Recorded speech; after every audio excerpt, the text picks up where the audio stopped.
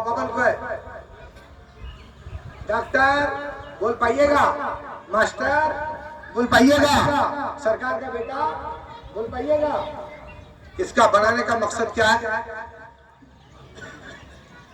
इसके बनाने का मकसद ये है कि हाफिज मुंतजिर के सीने में वो दम नहीं है, मेरे सीने में वो दम नहीं है। तो यहाँ तकरीर करें तो पूरा ताल टोला सुन ले, बगैर माइक के पूरा कोल टोला सुन ले, देवगा तक आवाज चली जाए, मोहम्मदपुर तक आवाज चली जाए, सीने में दम नहीं है। तो बनाने वाले का मकसद ये है कि आज के दौर के लोग और उलमा के सीने में वो दम नहीं है, इसलिए मैं माइक बना देता हूँ। और बनाने का मकसद ये है कि मौलाना मुजम्मिल, हाफिज मुंतजिर, मौलाना शमशाद, अकील, तस्लीम जितने यहाँ हैं, जब नात पढ़ेंगे, तकरीर करेंगे, तभी आवाज में भी बोलेगा।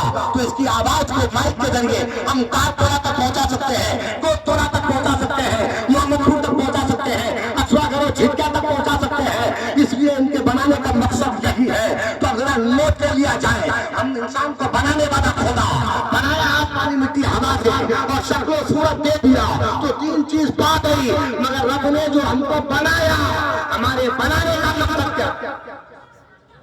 हमारे बनाने का मकसद क्या है? अब दो जुमला यहाँ, हमको जो बनाया तो दुनिया में आने में हमारा अपना मकसद है या खुदा का कोई मकसद है? कुरान क्या कहता है? मा खलक़तुल जिन्ना वल इंसा इल्ला लियअबुदून। हमने इंसान और जिन को सिर्फ और सिर्फ इसलिए पैदा किया कि वो मेरी इबादत करे। तो इंसान को पैदा किया रब अपनी इबादत के लिए। तो रब का मकसद है इसमें कुछ या इंसान का अपना मकसद है? इसका मकसद है कुरान का तर्जुमा लोग यूं करते हैं कि अल्लाह ने इंसान और जिन को सिर्फ और सिर्फ इसलिए पैदा किया कि मकसद अल्लाह का ये है कि वो मेरी इबादत करे। माज़अल्लाह, अल्लाह तमाम मकसद और मकसदिया से पाक है। अल्लाह का इसमें कोई मकसद नहीं है, बल्कि रब ने इंसान को पैदा किया और इंसान को पैदा करने के बाद मकसद को इंसान के दिल में छुपा रखा। और इसमें मकसद मेरा अपना है कि दुनिया में जब रब ने भेजा और क्या कहा कि तेरी इबादत करेगा, तो हम इबादत करें, रोजा रखें, नमाज पढ़ें, हज करें, ज़कात करें, माँ बाप की खिदमत करें, तमाम अच्छा काम करके रब की रज़ा हासिल कर लें। जब रब की रज़ा हासिल कर लेंगे तो हमारा अपना मकसद पूरा हो जाएगा।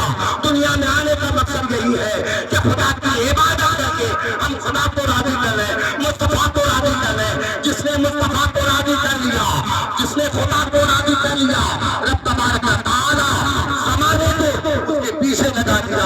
आप गौसे पाक को देखें, ज़माना याद कर रहा है। आला हज़रत को देखें, ज़माना याद कर रहा है। मखदूम सिन्नत को देखें, ज़माना याद कर रहा है। आप सदुल्लाह पूर जाते हैं, ज़माना याद कर रहा है।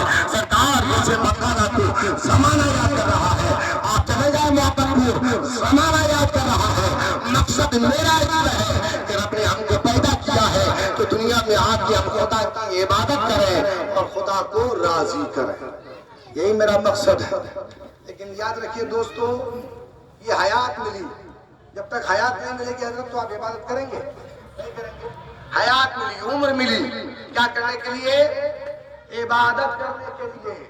हजरत हाफिज शमशाद साहब जब आपके वालिद साहब हयात से थे, नमाज पढ़ते थे, रोजा रखते थे हजरत, तो इंसान को रब ने बनाया इबादत करने के लिए, लेकिन रब ने मौत क्यों अता किया? इसमें हदीस में ये बात आती है, अल मौतो तोहफतुन लिल मोमिन। मौत मोमिन के लिए बहुत बड़ा तोहफा है, बहुत बड़ी नियामत है। और नियामत ऐसी वैसी नहीं, नियामते उज़्मा करार दिया, बहुत बड़ी नियामत है। तो आप कहोगे मौलाना नियामत ये कैसे है? बाप मर जाए, बेटा रोता है, آپ بولتے ہیں کہ نعمت ہے، باپ مر جائے بیوی روتی ہے، اس کی بیوی روتی ہے، آپ کہتے ہیں یہ نعمت ہے۔ اللہ اکبر، بہو روتی، بیٹی روتی ہے، بہن روتی ہے، نہ جانے کون کون روتے ہیں، رشتہ دار روتے ہیں، خاندان والے روتے ہیں، سب روتے ہیں، مصیبت کا پہاڑ ٹوٹ جاتا ہے، اور آپ کہتے ہیں مولانا یہ نعمت ہے۔ کیسے یہ نعمت ہے دوستو؟ یاد رکھیے گا، یقیناً یہ بہت بڑی نعمت ہے۔ میں تو جملہ بتا کے رخصت ہو جاؤں، بہت بڑی نعمت ہے۔ ہاں ہاں، مجھے پتا چلا مولانا منتظر صاحب، پتا چلا جب میرا انتقال ہو جائے گا تو مجھ سے انتقال جب میں کر جاؤں گا تو میں بیٹے سے جدا ہو جاؤں گا، باپ سے جدا ہو جاؤں گا۔ جب موت آتی ہے تو بیٹے سے جدا کراتی ہے، باپ سے جدا کراتی ہے، بیوی سے جدا کراتی ہے، رشتہ دار سے جدا کرا دیتی ہے، خاندان سے جدا کرا دیتی ہے، کھیت سے جدا کرا دیتی ہے، دنیا داری سے جدا کرا دیتی ہے۔ مگر حافظ منتظر صاحب جملہ پر غور کیجیے گا، ہاں موت آتی ہے سب سے جدا کرا دیتی ہے، مگر جب موت آتی ہے تو دنیا داری سے جدا کرا دیتی ہے۔ مگر رب تبارک و تعالیٰ جس کے صدقے میں دنیا کو پیدا کیا ہے اس ذات سے ملاقات کرا دیتی ہے، اس ذات سے ملاقات کرا دیتی ہے۔ تو یاد رکھیے، جب ہم کو رب نے حیات دیا عبادت کرنے کے لیے، موت کیوں عطا ہوتی؟ آئیے سماعت کیجیے، حضرت شمشاد یا منتظر یا مزمل کا انتقال ہو جائے تو انتقال کے بعد سب سے پہلے کس چیز کی خبر دی جاتی ہے رشتہ داروں کو؟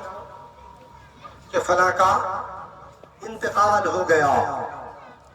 جو انتقال کر گیا، انتقال کرتے کرتے آپ کو ثواب کا کام کرواتے جا رہا ہے۔ کیسے؟ تو آپ پڑھتے کیا ہے سننے کے بعد؟ فلاں کا انتقال ہو گیا، آپ کیا پڑھتے ہیں؟ بولیے نا بھائی، ارے زور سے بولیے، خالی گوشت کا مسلمان بن کے بیٹھے، زور سے بولیے کیا پڑھتے ہیں؟ نہیں ہے تو یاد ہو جائے گا، بتا دیں گے۔ انا للہ و انا الیہ راجعون۔ یہاں آپ لوگ شرماتے ہیں، الیکشن کے ٹائم میں گھر گھر جا کر کے بکواس کرتے ہیں، اس وقت سمجھ میں نہیں آتا ہے، وہاں سب بولیں گے یا نہیں بولے گا؟ حضرات تو انا للہ و انا الیہ راجعون، جو ہی مرنے والا مرا، ان کا بیٹا یا ماننے والا اگر یہ فوج آپ کو خبر دی اور تورنت جو ہی آپ نے سنا کہ فلاں کا انتقال ہو گیا، کوئی دوسری بات زبان پہ نہیں آتی ہے، فٹ سے کیا پڑھتے ہیں؟ انا للہ و انا الیہ راجعون۔ قرآن کی تلاوت ہو گئی تو بتائیے قرآن کی تلاوت کرنے میں ثواب ہے کہ نہیں؟ ثواب ہے نا؟ تو آپ ثواب کا حقدار بنے کہ نہیں بنے؟ حضرات محترم، جب آپ مٹی دیتے ہیں تو کیا پڑھتے ہیں؟ کیا پڑھتے ہیں؟ منہا، بولیے بھائی، یاد کر لیجئے، منہا خلقناکم وفیہا نعیدکم ومنہا نخرجکم تارۃ اخری۔ یہ تین آیت کو آپ یاد نہیں کر پاتے، اور بہت بڑی بڑی باتیں آپ لوگ یاد رکھتے ہیں، اور بڑی بڑی باتیں یاد کیا رکھتے ہیں؟ کسیار ملزا یکن مرزا کھولے کروڑ پتی بنے گے۔ پتا چلے گا نا، 500 بچہ کو پالتے ہیں تو پتا چلتا ہے کہ کتنے کروڑ پتی بنے، اور مولوی صاحب کروڑ پتی بنے گے۔ انگلی اٹھانے میں بہت آگے، 2 کلو دھان نہیں دے گا مگر بولتے ہیں حساب دیجئے۔ حضرات میں نے دیکھا کہ علاقے میں مدرسہ چلانا مرنا بہتر ہے، علاقے میں مدرسہ چلانا بہتر نہیں، کیونکہ سارے لوگ انگلی اٹھائیں گے، دینے والے کم ہوں گے، اٹھانے والے زیادہ۔ میں نے دیکھا اس سال مولانا ناصر صاحب ہری پور جو اندھیری میں رہتے ہیں، کنز ایمان مدرسہ چلاتے ہیں، مولانا مسعود صاحب تلنگا کے جو کلیان میں مدرسہ چلاتے ہیں، 2 دن رہا میں نے وہاں، دیکھا کہ 2 دن میں رمضان میں بھوجا، ہم لوگ بھوجا کھاتے ہیں نا، وہاں بھی بھوجا ہے، بھوجا لا کے دے رہا تو یہ تھیلی نہیں جی 25 تھیلی 30 تھیلی بھوجا لا کے دے دیا ایک آدمی، کھجور لا کے دے رہا تو یکوا نہیں، پورا کارٹون لا کے دے رہا ہے، سیب لا کے دے رہا تو کارٹون ہے۔ اور میں نے جو گودام میں جا کے دیکھا چاول اور گیہوں جو رکھا ہوا ہے، ہم لوگ مدرسے میں 10 سال کھلائیں گے حضرت تب وہ بچ جائے گا، وہ سب چاول اور گیہوں جو رکھا ہوا ہے 10 سال کھلائیں گے تب وہ بچ جائے گا۔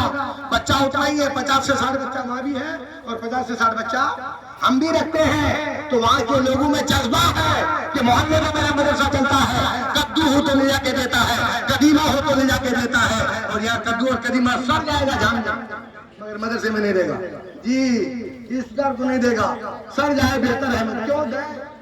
لیکن دوستو یاد رکھیے دین کا کام ایسے نہیں ہوتا۔ تو میں عرض کر رہا تھا موت کیوں ہے؟ تو جب حضرت کا انتقال ہو گیا خبر ملی، سب سے پہلے خبر ملنے کے بعد سارے لوگ آ گئے، اور آنے کے بعد کیا ہوتا ہے دوستو پتا ہے آپ کو؟ برکہ گورو کہاں ملے گا؟ اور حافظ شمشاد صاحب آپ کو برا لگے تو برا لگے، آپ تو اہل علم تھے، کیا ضرورت ہے ہم کو ماموں کو، خالہ کو، خالو کو، پھوپھا کو، نانی کو، دادی کو بلا کر کے اتنا بڑا بھوج کرنے کی کیا ضرورت ہے؟ ہم کہتے ہیں کہ غریبوں کو، بیواؤں کو، مسکینوں کو بلا کے کھلا دیجیے، ور نہیں تو آج کے ڈیٹ میں کوئی یہ نہ کہے کہ مرزا صاحب کا مدرسہ ہے اس لیے بولتا ہے۔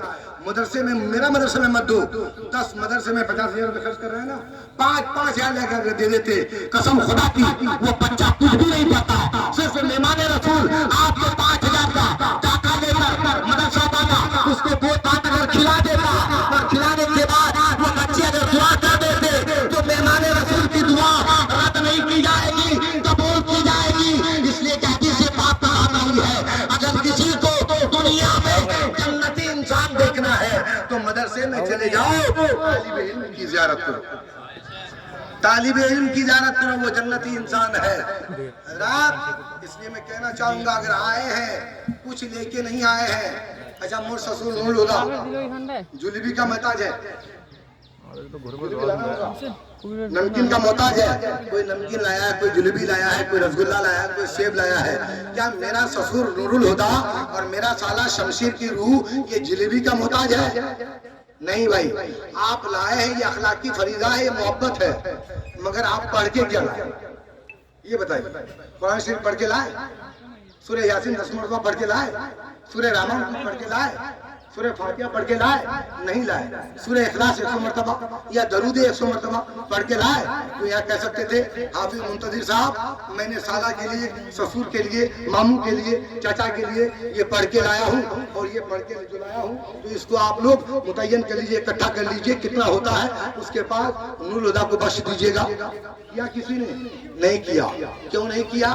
میری بیٹی کی شادی میں اسٹیل کی تھالی 15 سال پہلے دیے ہیں تو اب بھی وہی جوڑ کے میں اسٹیل کی تھالی دوں گا، یہی معمول ہے نا۔ 200 ٹکا دیے میری بیٹی کو تو میں بھی 200 ٹکا ہی دوں گا۔ جب آپ کسی کے لیے، کسی محروم کے لیے قرآن پڑھ کے نہیں لا سکتے ہیں تو آپ کا باپ جب مر جائے گا تو آپ کے لیے کون قرآن پڑھ کے لے کے جائے گا؟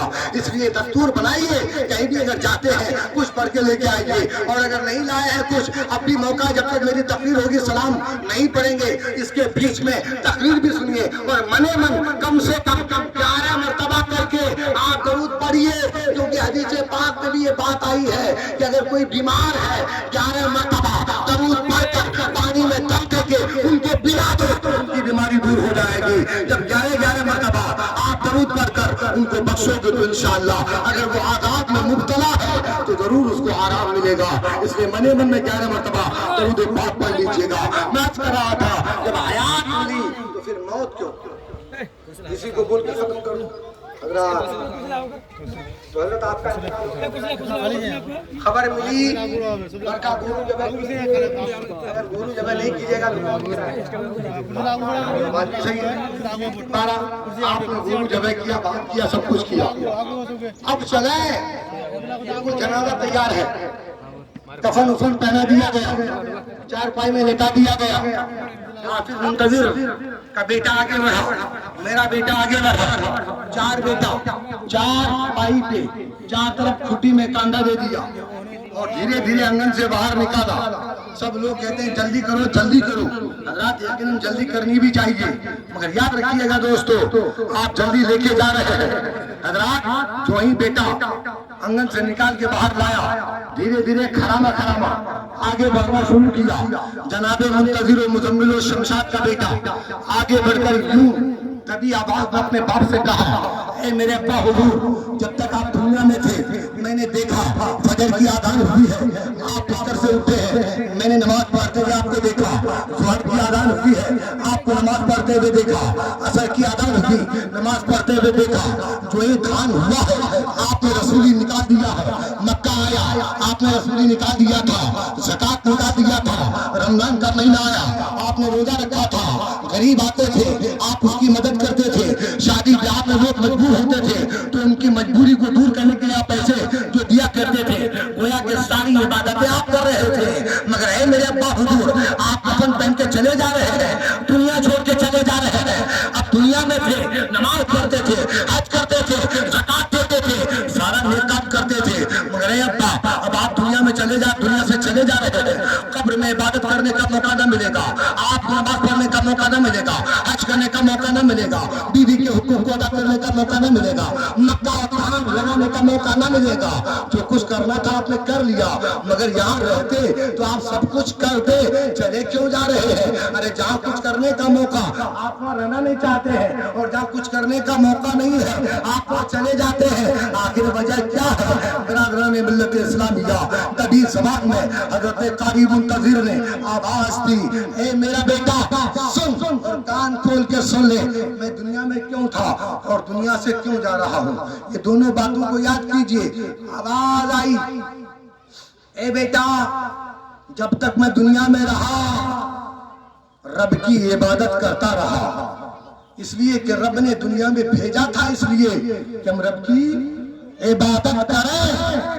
تو بیٹا نے کہا ابا حضور بات سمجھ میں آ گئی کہ رب نے دنیا میں بھیجا ہی تھا اس لیے کہ ہم رب کی عبادت کریں، مگر اے میرے باپ دنیا سے جا رہے کیوں؟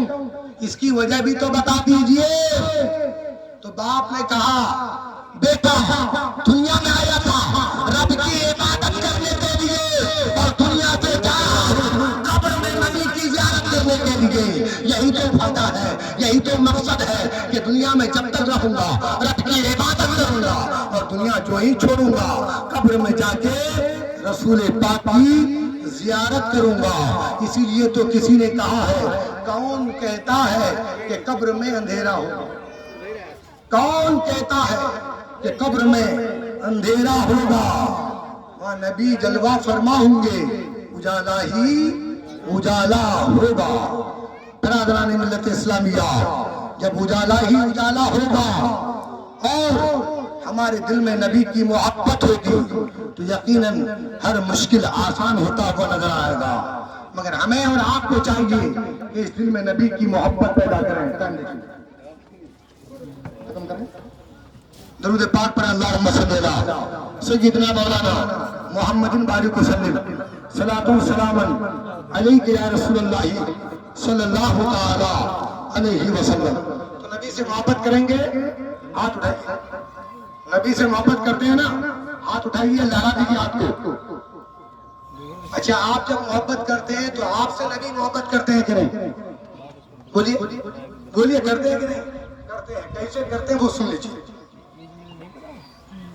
جب نبی پاک کا وقت قریب آیا، کیا قریب آیا؟ جاکنی کا عالم آیا، بظاہر ایک آن کے لیے ہی صحیح کل نفس ذائقۃ الموت کا مزہ چکھنا پڑا، اگرچہ میرے نبی حیات النبی ہیں، اگرچہ اور مگرچہ نہیں، حقیقت میں میرے نبی حیات النبی ہیں۔ حضرت جبرائیل ساتھ میں ہیں، حضرت اسرائیل بھی موجود ہیں، آپ کا وقت قریب آیا۔ حضرات مختصر میں بتا دوں میرے نبی مجھ سے کتنا پیار کرتے ہیں۔ جب قریب آیا دروازہ کھٹکھٹایا گیا، اندر سے آواز آئی کون؟ باہر سے آواز آئی، آواز دی گئی میں جبرائیل۔ دروازہ کھولا گیا، جب کھولا گیا اور قریب پہنچے، حضرت جبرائیل کی نظر پیارے نبی پر اور پیارے نبی کی نظر حضرت جبرائیل امی پر۔ پیارے نبی نے آنکھوں کے اشاروں میں گفتگو کر لی، جیسے کبھی کبھی ہم لوگ آنکھ کے اشارے میں بول دیتے ہیں جانا ہے یا رہنا ہے کہ نہیں؟ اشاروں میں گفتگو ہو گئی۔ حضرت جبرائیل نے اشارہ فرمایا حضور وقت قریب آ چکا ہے، اسرائیل ساتھ میں ہے۔ حضرت اسرائیل آگے بڑھے اور حضرت اسرائیل آگے بڑھنے کے بعد آپ نے پیارے نبی سے فرمایا یا رسول اللہ، اللہ کا پیغام لے کر آیا ہوں۔ پیغام یہ ہے کہ سب سے پہلے اللہ نے آپ کو سلام کہا ہے اور پھر آپ کی روح آپ کے جسد مبارک سے نکالنے کا حکم ہمیں مل چکا ہے، مگر اللہ تعالیٰ نے یہ اختیار دیا ہے. کیا اختیار دیا ہے مجھ کو کہ میرے نبی سے پوچھ لینا. کیا کر لینا؟ میرے نبی سے پوچھ لینا، میرے محبوب کی مرضی تلاش کر لینا. اگر میرے محبوب چاہیں تو روح نکالنا اور اگر نہ چاہیں تو روح مت نکالنا. اچھا، یہ اختیار آپ کو ملے گا، ہم کو ملے گا. حضرت آدم کو ملا، حضرت نوح کو ملا، حضرت موسیٰ کو ملا، حضرت عیسیٰ کو ملا؟ نہیں، کسی کو نہیں ملا، صرف اور صرف میرے نبی کو ملا. حضرت اسرائیل نے جب کہا کہ یا رسول اللہ آپ کو اختیار ہے، آپ چاہیں تو آپ کی روح نکالوں، اگر آپ نہ چاہیں تو آپ کی روح نہیں نکالوں گا. تو میرے نبی نے فرمایا اے اسرائیل یہ تو بتا، اگر میں تم سے 100 سال کی مہلت مانگ لوں تو کیا 100 سال کی مہلت دے دے گا؟ کہا کہ ہاں دے دوں گا. 100 سال پھر آپ کے پاس آپ کی روح نکالنے نہیں آؤں گا. تو میرے نبی نے فرمایا 100 سال کے بعد پھر کیا ہوگا؟ بولے جو ہی 100 سال پورا ہوگا 1 سیکنڈ آگے اور پیچھے نہیں ہوگا، پھر میں آ جاؤں گا، پھر میں آ جاؤں گا. تو میرے آقا فرماتے ہیں اسرائیل جب 100 سال کے بعد تو آ ہی جائے گا تو ابھی میری روح نکال لے تاکہ 100 سال پہلے میں خدا سے ملاقات کر لوں گا. ابھی روح نکال لے تاکہ میں 100 سال پہلے خدا سے ملاقات کر لوں گا. بہرحال اجازت مل گئی. میں جو کہنا چاہتا ہوں، اگر ہم پیار کرتے ہیں نبی سے تو میرے نبی مجھ سے پیار کرتے ہیں کہ نہیں، محبت کرتے ہیں کہ نہیں، اس گنہگار امتی کو یاد کرتے ہیں کہ نہیں، اس چیز کو میں بتانا چاہتا ہوں اور جھلکانا چاہتا ہوں. حضرات، نبی کی روح جب نکالی جا رہی تھی تو آپ کو تکلیف کا احساس ہوا. کیا ہوا؟ تو میرے نبی نے فرمایا اے اسرائیل تو میری روح نکال رہا ہے اور مجھے بہت زیادہ تکلیف ہو رہی ہے. تو حضرت اسرائیل فرماتے ہیں یا رسول اللہ میں اتنی آسانی سے آپ کی روح نکال رہا ہوں کیونکہ خدا کا حکم ہے کہ میرے محبوب کی روح نکالنا تو میرے محبوب کو پتہ نہ چلے، تکلیف نہ ہونے پائے. تو میرے آقا فرماتے ہیں تو میری روح کو آسانی سے نکال رہا ہے اور میرا ادھر کلیجہ پھٹا جا رہا ہے. اللہ اکبر. آپ سوچ سکتے ہیں محبوب کی روح نکالی جا رہی ہے اور محبوب کو تکلیف ہو رہی ہے. اللہ اکبر. کیونکہ وہ مالک جنت ہے، ان کو جنت میں جانے سے کوئی روک نہیں سکتا.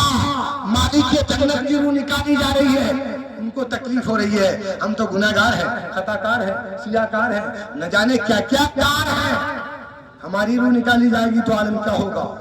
میرے آقا کو جب اپنے گنہگار امت کی یاد آ گئی تو حضرت اسرائیل سے ماسٹر صاحب میرے نبی نے فرمایا اے اسرائیل کان کھول کے سن لے، آج اور ابھی اور اس وقت مجھے جتنی تکلیف دینا چاہو تکلیف دے دو، میں برداشت کر لوں گا، مگر کل جب میرے گنہگار امت کی روح نکالنا تو مجھے تکلیف مت دینا.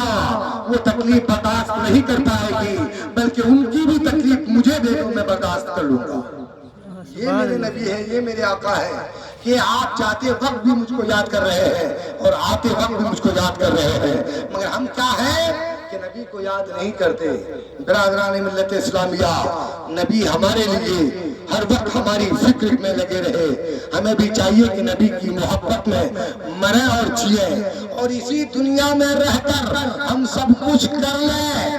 کیونکہ حضرات جب رب نے آپ کو اور ہم کو پیدا کیا تو رب نے آنکھ عطا کیا، آنکھ عطا کیا.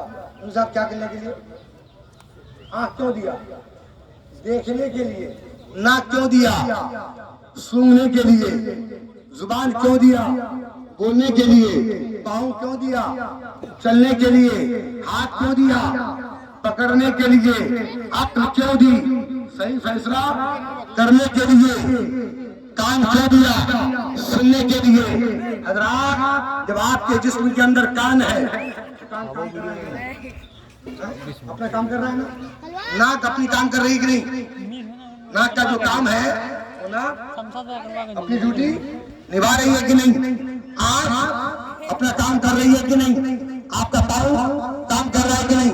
ہاتھ کام کر رہا ہے کہ نہیں؟ تو اے اللہ کے نیک بندو، اللہ نے ہمیں اور آپ کو پیدا کیا، آنکھ دیا، ناک دیا، کان دیا، ساری چیز، سارے اعضاء صحیح وقت پر اپنا اپنا کام کر رہا ہے، اپنی اپنی ڈیوٹی نبھا رہا ہے۔ تو جب ہم خدا کے لیے پیدا ہوتے ہیں اور خدا نے ہم کو اپنی عبادت کے لیے پیدا کیا ہے، تو ہم اپنا کام کیوں نہیں کر رہے ہیں؟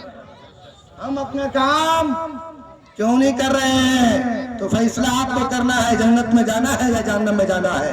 راستہ بتا دیا ہے، اچھا کام کرو گے تیرے لیے جنت ہے، برا کام کرو گے تیرے لیے جہنم ہے۔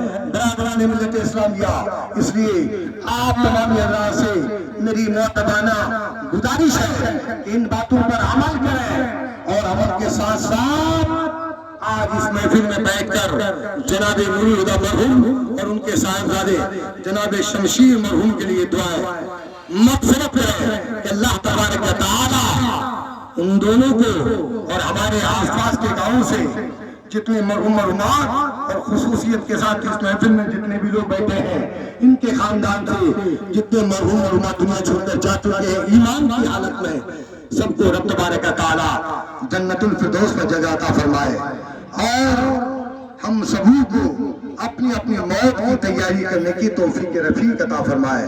اے اللہ، جب بھی ہم سبوں کا خاتمہ فرما، ایمان پر خاتمہ فرما۔